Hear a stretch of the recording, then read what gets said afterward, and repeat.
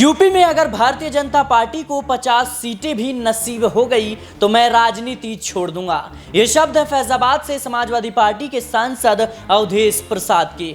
आपको बता दें कि साल 2027 में उत्तर प्रदेश में विधानसभा चुनाव होने हैं, लेकिन उससे पहले महत्वपूर्ण चुनाव इस वक्त उपचुनाव बना हुआ है। उत्तर प्रदेश की 10 विधानसभा सीटों पर उपचुनाव है और इसको लेकर के भारतीय जनता पार्टी लगातार जद्दोजहद में जुटी हुई है। लेकिन वहीं समाजवादी पार्टी ने भी कमर कस ली है और मिल्कीपुर सीट की जिम्मेदारी खुद अखिलेश यादव ने सांसद अवधेश प्रसाद को दे दी है। और ऐसे में अवधेश प्रसाद का एक बड़ा बयान सामने आता है। एक तरफ भारतीय जनता पार्टी की तरफ से सीएम योगी आदित्यनाथ 10 विधानसभा सीटों पर होने वाले उपचुनाव को लेकर तैयारियां कर रहे हैं, तो वहीं दूसरी तरफ समाजवादी पार्टी ने भी कमर कस ली है। लेकिन अवधेश प्रसाद के इस बयान के क्या मायने हो सकते हैं? क्या वाकई में भारतीय जनता पार्टी अब उत्तर प्रदेश की सत्ता से खिसकने वाली है? क्या वाकई में यूपी से अब योगी आदित्यनाथ की छुट्टी होने वाली है? ये बयान तो यही दर्शा रहे हैं। इसी मुद्दे पर बातचीत करने के लिए हमारे साथ नाज़मीन मौजूद है। नाज़मीन, कैसे देख रहे हैं आप अवधेश प्रसाद का इतना बड़ा बयान, खास तौर पर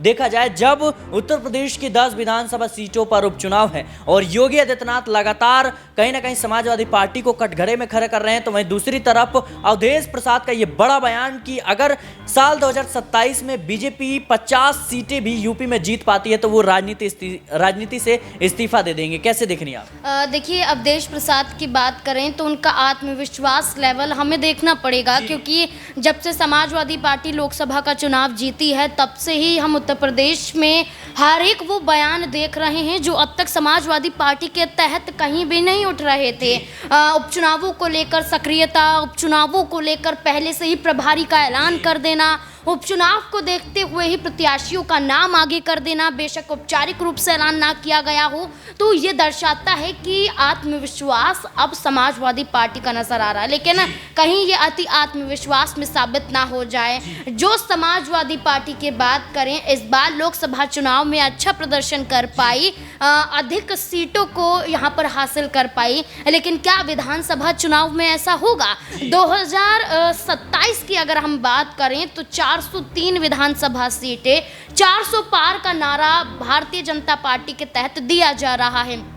और भारतीय जनता पार्टी ने पिछले चुनावों में अगर हम बात करें 2022 में तो 200 से ज़्यादा सीटों पर जीत दर्ज की थी, और समाजवादी पार्टी की बात करें तो वो 200 तक भी नहीं पहुंच पाई थी। तो ये सवालिया निशान ये खड़े होते हैं कि समाजवादी पार्टी की तरफ से जो सांसद हैं अवधेश प्रसाद, जो उनका बयान सामने आ रहा है कि 50 सीटें भी भारतीय जनता पार्टी नहीं जीत पाएगी, तो ये कहीं ना कहीं उनका अति आत्मविश्वास दिखाई दिया जाता है। लेकिन जिस तरीके की स्थिति भारतीय जनता पार्टी में चल रही है, इस स्थिति में दो तरफा बयान यहाँ पर देखे जा सकते हैं, या कहें कि दो राय देखी जा सकती है। एक, जैसा कि कहा गया, अति आत्मविश्वास में अवधेश प्रसाद, अखिलेश यादव नजर आ रहे हैं, तो दूसरी तरफ वाकई ये सच साबित भी हो सकता है, क्योंकि एक तरफ उप मुख्यमंत्री केशव प्रसाद मौर्य हैं। आपने देखा होगा कि किस तरीके से 14 अगस्त पर भी यहाँ पर हमने वो तस्वीरें देखी जब केशव प्रसाद मौर्य मुलाकात करने पहुंच जाते हैं देश के प्रधानमंत्री नरेंद्र मोदी से।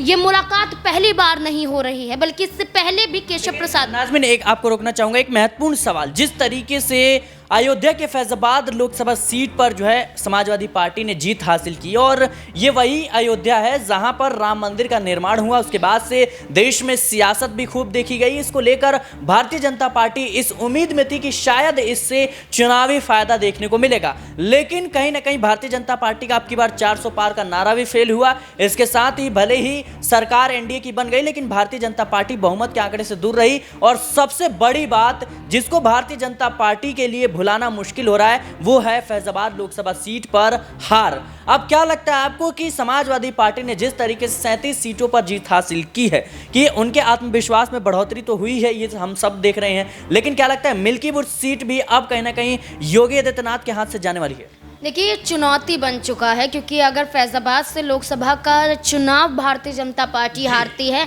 अब देखिए लोकसभा चुनाव से पहले पूरा माहौल उत्तर प्रदेश में बनाया गया, अयोध्या में बनाया गया कि हम राम मंदिर का उद्घाटन कर रहे हैं। उद्घाटन यहाँ पर प्रधानमंत्री नरेंद्र मोदी के हाथों द्वारा किया जाएगा। न्योता भेजा जा रहा है भारतीय जनता पार्टी के तहत विपक्षी पार्टियों को। हर एक राज्य में न्योता भेजा जाता है जहाँ पर कई विपक्षी पार्टियों के नेता सामने आते हैं और ये कहते हैं कि राम हमें जब बुलाएंगे हम तब जाएंगे, लेकिन भारतीय जनता पार्टी के न्योते के वक्त पर नहीं जाएंगे। इस तरीके के बयान भी सामने आए, जहां पर सोनिया गांधी, मल्लिकार्जुन खड़गे, तेजस्वी यादव, अखिलेश यादव, तमाम चेहरे सामने आए। उस दौरान आप ये भी देख रहे थे कि राहुल गांधी अपनी भारत जोड़ो न्याय यात्रा जो दूसरा पार्ट था उसको भी निकालते हुए नजर आ रहे थे। तो ये दर्शाता है कि उत्तर प्रदेश में पूरा माहौल अयोध्या में बनाने की कोशिश की गई कि पूरा हिंदू समाज उनको वोट देता हुआ नजर आएगा। ये भी दावा कर लिया गया भारतीय जनता पार्टी के तहत कि आप मैनपुरी में हार सकते हैं, आप कन्नौज में हार सकते हैं, लेकिन आप अयोध्या में नहीं हार सकते हैं। आप फैजाबाद लोकसभा सीट तो जीत कर ही रहेंगे। लेकिन यहाँ पर उल्टा नज़ारा देखने को मिला और ये जो परिणाम सामने आए, खुद के ही सहयोगी दल के नेता ने ये तक कह दिया कि बुलडोज़र चलाओगे तो कैसे जीत पाओगे। यानी कि गरीबों के घरों पर बुलडोज़र चलाया गया और आप उम्मीद करते हैं कि वहाँ की जनता आपको वोट देकर जिता देगी। तो वो गलती हुई और उस गलती का खामियाजा अब कहीं ना कहीं मिल्कीपुर विधानसभा सीट के उपचुनावों में वो भरती हुई नजर आ रही है। इसलिए जिम्मेदारी किसी और को नहीं, देखिए सूबे के मुखिया योगी आदित्यनाथ को दिया जाता है। योगी आदित्यनाथ को प्रभारी बनाया जाता है मिल्कीपुर और कटहरी विधानसभा सीट का। जिम्मेदारी देना यह दर्शाता है कि अब योगी आदित्यनाथ के हाथों में है पूरी बागडोर कि क्या वो अब यहाँ पर मिल्कीपुर विधानसभा सीट जिता पाएंगे। क्या आपका जो बाबा का चोला है, जिस तरीके से आप यहाँ पर शासन करते हैं, हिंदुत्ववाद का चेहरा है, आरएसएस से निकला हुआ चेहरा है, क्या वो अब अपने बलबूते पर उपचुनाव में जीत दिला सकते हैं। तो योगी आदित्यनाथ को जिम्मेदारी और भारतीय जनता पार्टी के लिए ये आखिरी मौका साबित हो रहा है कि उपचुनाव अगर जीत लिया तो विधानसभा चुनाव भी आसान हो जाएगा। जी बिल्कुल, उत्तर प्रदेश के 10 विधानसभा सीटों पर उपचुनाव है और ये साल 2027 के विधानसभा चुनाव का सेमीफाइनल माना जा रहा है, क्योंकि भारतीय जनता पार्टी लगातार इस चुनाव को लेकर की प्रतिष्ठा का सवाल उठा रही है और भारतीय जनता पार्टी के लिए ये लाजमी सी बात है, क्योंकि अयोध्या जो सीट है, जहां से फैजाबाद लोकसभा सीट है, वहां से भारतीय जनता पार्टी ने